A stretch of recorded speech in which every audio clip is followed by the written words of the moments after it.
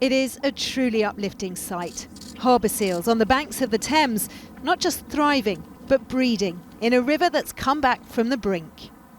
So in the 1950s, the Thames was declared biologically dead, which meant that the oxygen content in some parts of the river was at zero, so it couldn't hold any life.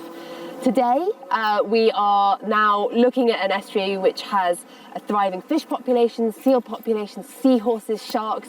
It's a very diverse and important ecosystem. It's the first time scientists have counted the pups, spotting 138 of them throughout the Thames estuary and further down the river, using light aircraft to capture images like these. This a story not just of the seals' journey, but of this great river's too. Standing here in Victorian times wouldn't have been particularly pleasant. By then, the Thames was pretty much an open sewer, and in 1858 the stench got so bad that Parliament had to be suspended. That got the government to act. This the sewer system engineered by Joseph Bazalgette, but the clean-up didn't last.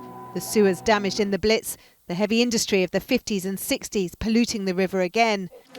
Today's burgeoning seal population wouldn't have stood a chance. The same tides they swim in now were breeding grounds for cholera less than 2 centuries ago.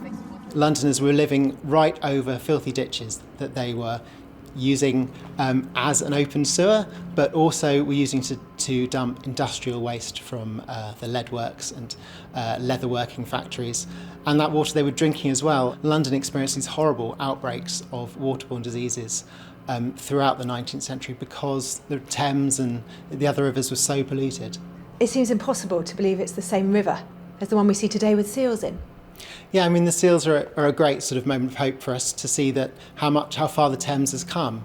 The fact that seals can live in the Thames shows us that there are so many other species living here, fish that they can eat. And yeah, London's come so far. Scientists stress the outlook isn't entirely rosy. Microplastics are an ever-growing threat to the river's health. But the presence of these creatures is the culmination of a recovery almost as remarkable as the Thames itself. Rachel Younger, News at 10.